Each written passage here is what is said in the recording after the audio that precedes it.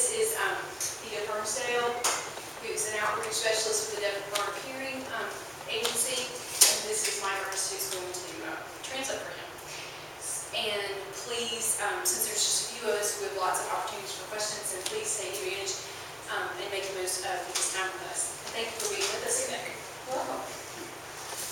Thank you very much. You want to sit down? I prefer to stand. Okay. Hi, everybody. I'm Fida. Most of the information is on the PowerPoint. If you have any questions, please feel free to raise your hands. I'm deaf. I can't speak for myself, but I tend to use Mike as an interpreter to help facilitate communication between us. So don't worry about that. He's a little strange, but just ignore him.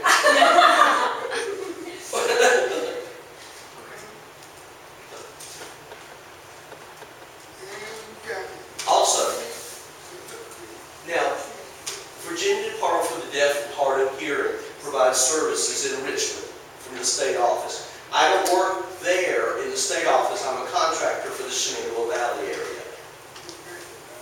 We have offices all over the state for outreach. And we have a number of different topics, and I'm going to talk about all of these. Not in any depth. Not in any depth. Now, if you don't mind, I'd like to challenge you a little bit, see if you can answer these questions. What causes hearing loss? Loud sounds. Loud sounds. Loud sounds, sickness. Any more? Genetics. Age, genetics. Very good. Good. You all have a good idea. Better than some groups that I've addressed.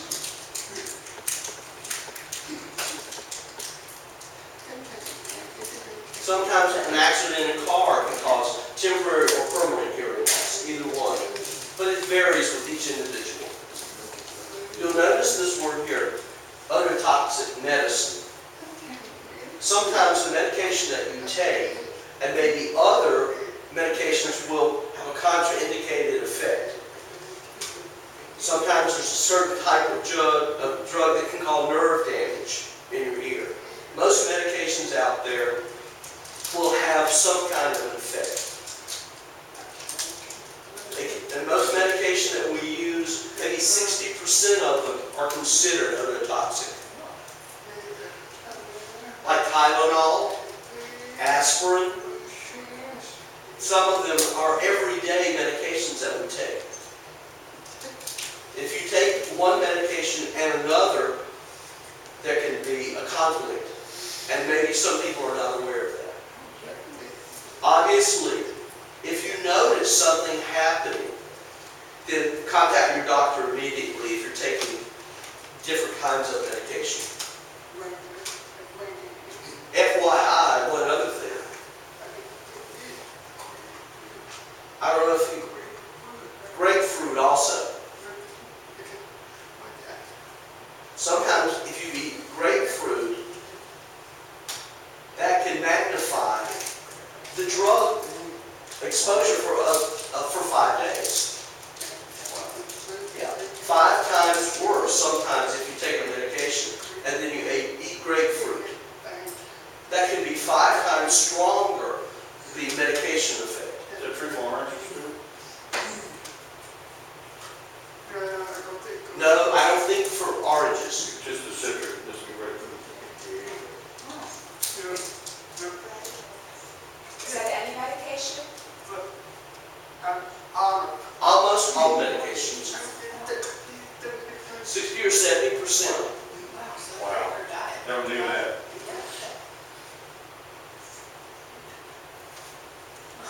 Yeah, perhaps the grapefruit diet is not good. I'm not going to say that. Don't stop eating healthy foods now. Wow.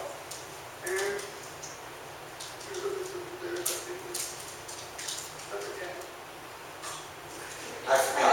That's something I wanted to say, but it slipped my mind. These are some signs of hearing loss. If you notice a decrease in hearing, through common sense, you can feel when you're beginning to have a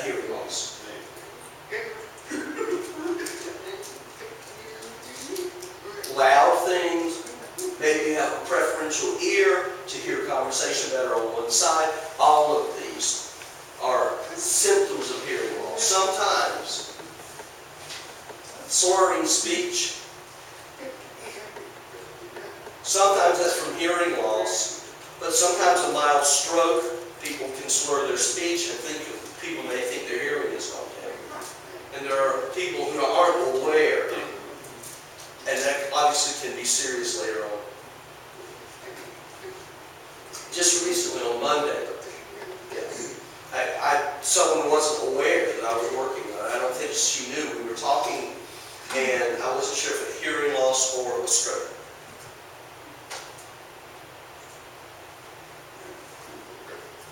Now here's some brief statistics on hearing loss. This is the dry part of the presentation.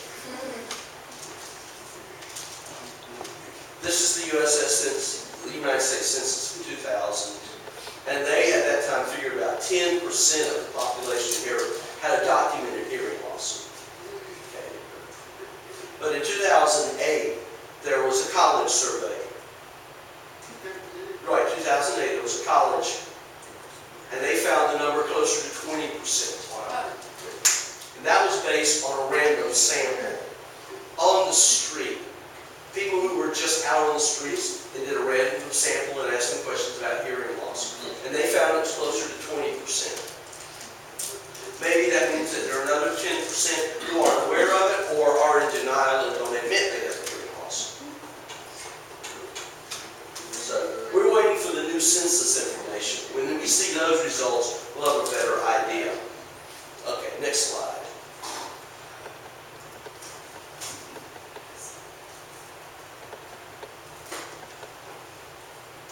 College students related to here at Washington and Lee. Recently, a few months ago, some information came out that about 20% of college students have a measurable hearing loss. Maybe it's enough to interfere with their ability to hear and listen properly. Maybe they're listening to a presentation or a speech for 1 hour. Maybe there's some misunderstandings. They may misunderstand 20% of the information. The cause is unknown because it's brand new research, but we suspect the MP3s, the iPods, that may be part of the cause. It's very, very interesting. Clearly, you should be aware that older people have hearing loss. It starts after 65, about 33%, or about 1/3 of people have a hearing loss. And that increases after 75, it's about, goes up to 47% of the population has a hearing loss. At 85, it's closer to 60% of the population has a hearing loss. So you can see how these percentages increase according to age.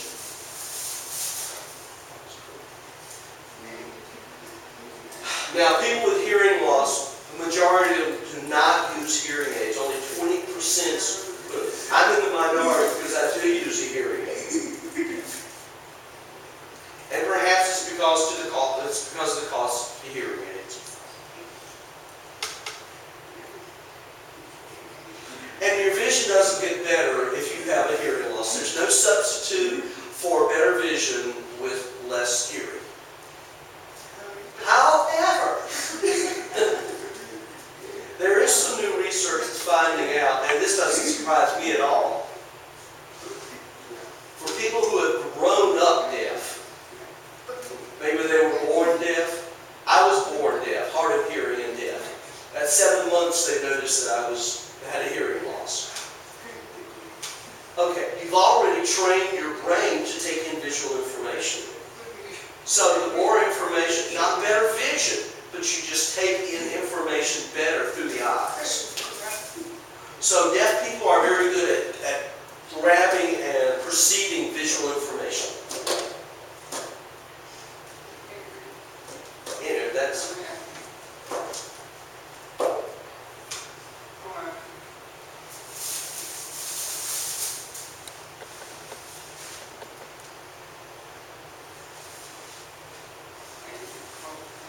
this will take just a moment.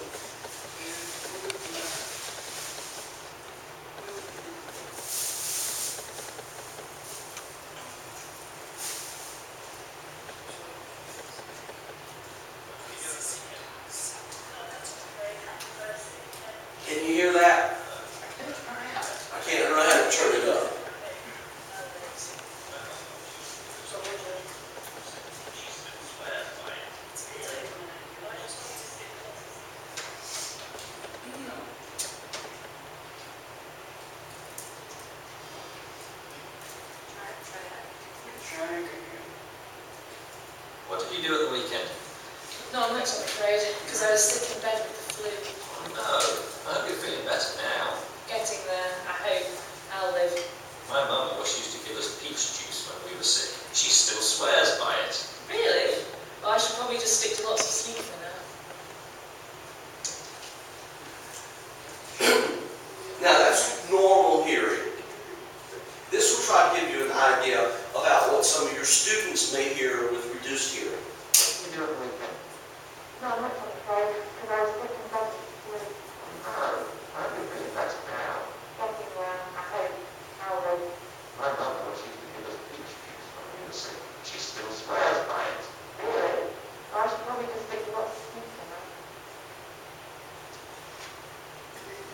And that's a mild hearing loss. A little bit worse than maybe some of your students have. And some of them may suffer a little more hearing loss. Remember I said 20% have measurable hearing loss. Only 10% of that group had something similar to that, a mild hearing loss. And sometimes in a loud classroom, there are echoes, the sound reflects off the walls, that interferes and makes it even more difficult during class discussion. So there are ways to acoustically reduce that, the echo. My hearing loss is worse than that. I'm in the last category, moderate to severe. But I can hear better with my hearing aids.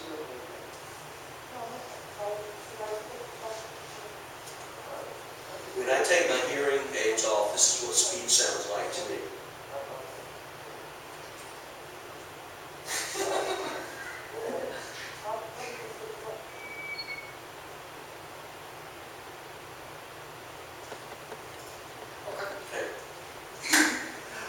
Now, basically, the point of this is that people should check their hearing with a doctor or with an audiologist to make sure it's something that can be eliminated with medication.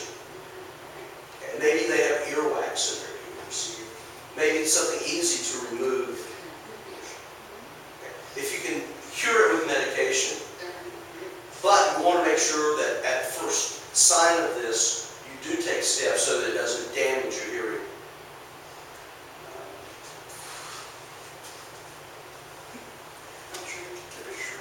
I want to keep it short, so if you have any questions about that. Okay, we go on. FYI, hearing aid, a good hearing aid costs between $1,000 to $3,000 each. Okay. But most insurance does not cover the cost of hearing aids. Maybe that's why we have that 20% figure of people who need hearing aids, but only 20% purchase them.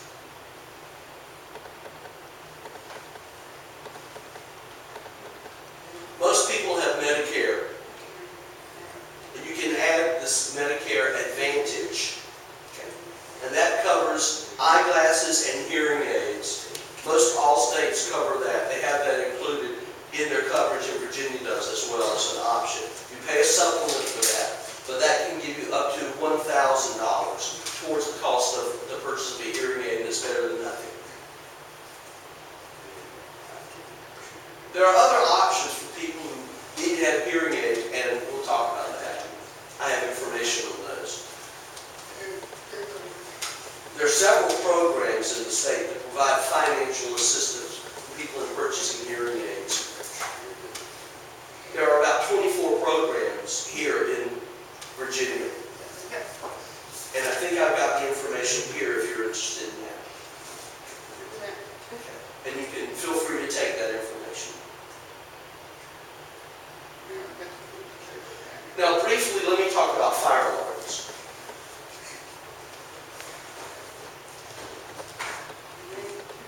Many people rent homes. And here in Virginia, there are several laws that apply to rentals. The landlord generally is responsible for providing a fire alarm.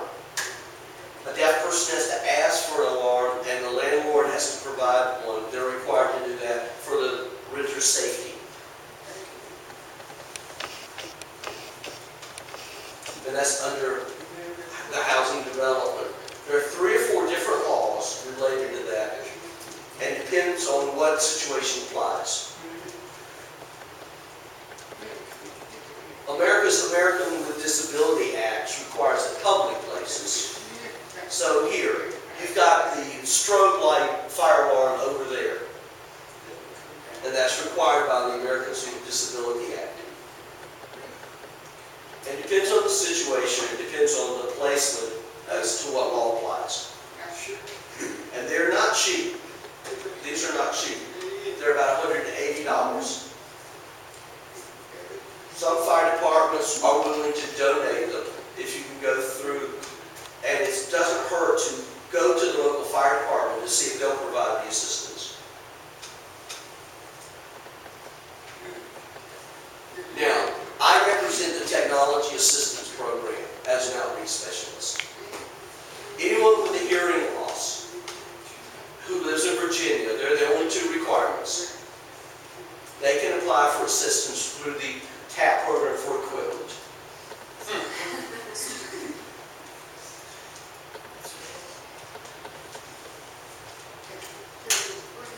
I can't guarantee that all equipment is given away free, but about 80% of my applicants who fill out forms get free equipment through the TAP program, because of the level of their earnings. We have a very, very generous and flexible guideline for income.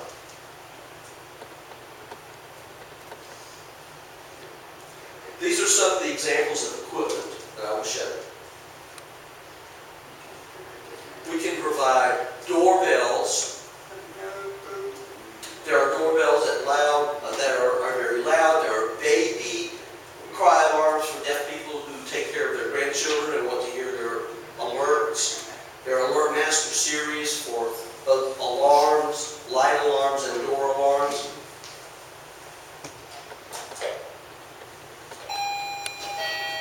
This is a doorbell alarm that has a flashing light attached. It's just a small light. Some people like this. Hard of hearing people like this. We have another option for deaf people like myself. When I take off my hearing aids, I can't hear that mild bell. Okay, with my hearing aid on, I can't hear that. But most of the time, I take my hearing aid out at home.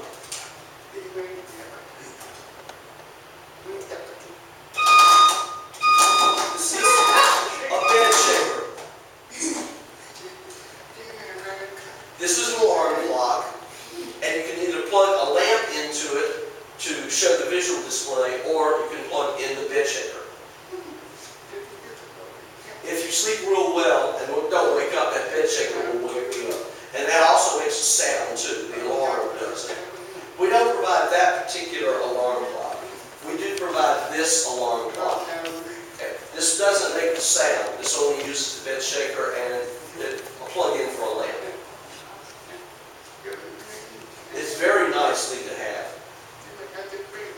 The other benefit of this is there are different symbols on it. There's a display. It'll tell you if it's the door, the telephone, just a loud noise in the house. So when you look at the display, you know which one it is. With that, you really don't know. You have to look at the light. And sometimes they have different rhythms or patterns of the light that will tell you what it is. But most people don't memorize those. Yeah, you just don't want to go all the way around your house and say, okay, is it the baby? Is it the door? Is it the phone? But this will tell you. This is a lot easier.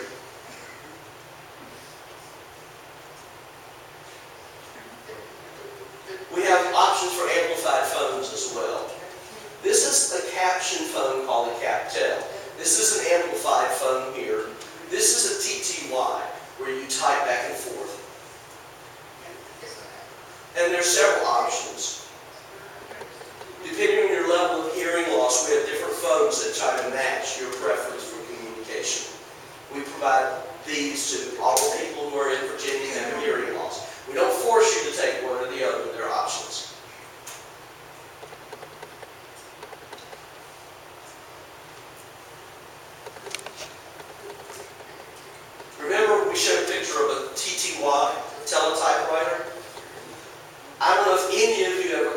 sometimes a deaf person needs to call a hearing person. They call through relay services first.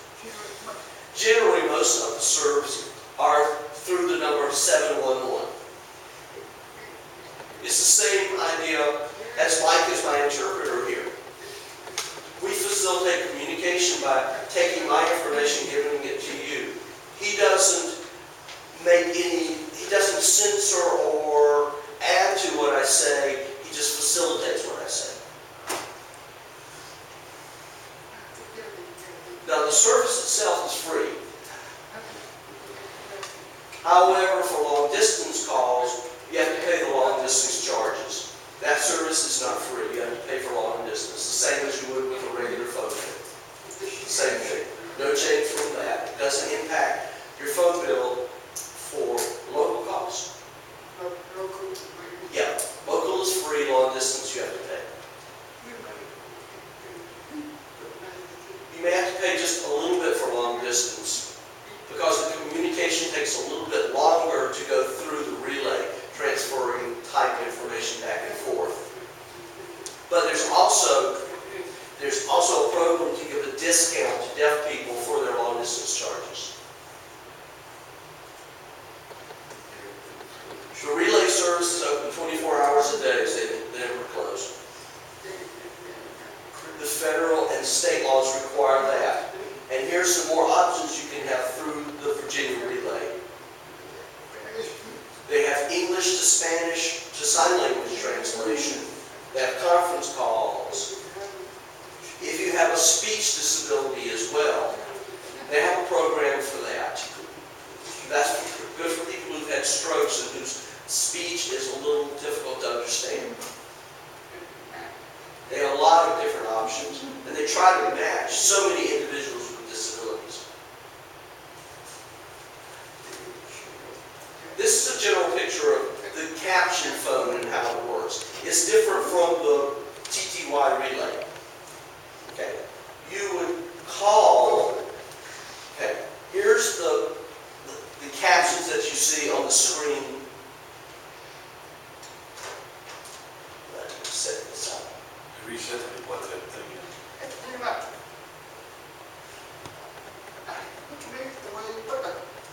You can make I'm trying to make the font bigger on the phone.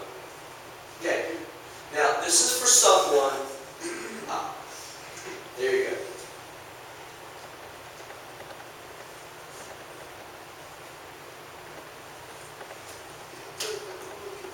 This is very good for older people. And you can increase the font size. That's medium size right now. And you can make it larger. A lot of older people, right, they have visual issues, macular, they have macular degeneration sometimes. And that can make the words larger to help them.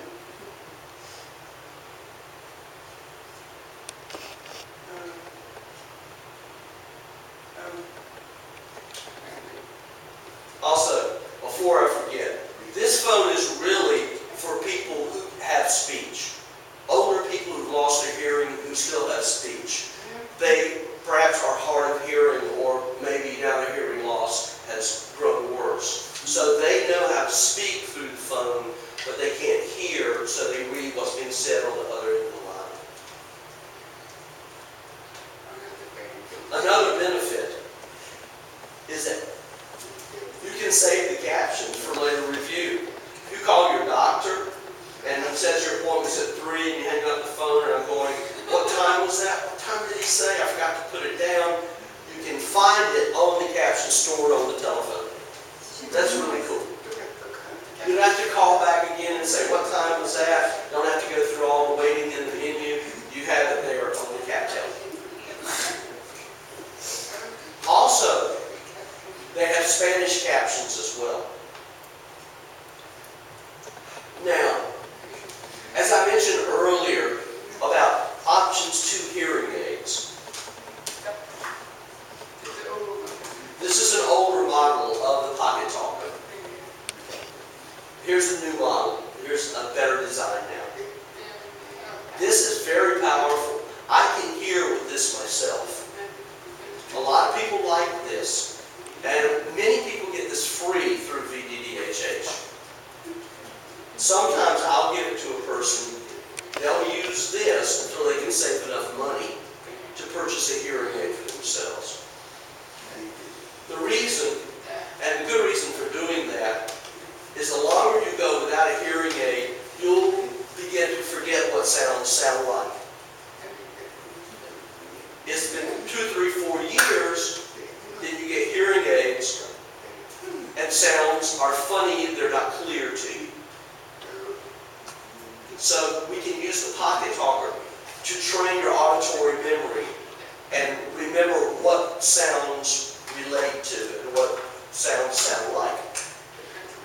In other words, be very precious of your hearing and your hearing aids. Once you lose your hearing and that auditory memory, you can't get it back. Sorry. Why did I fix that?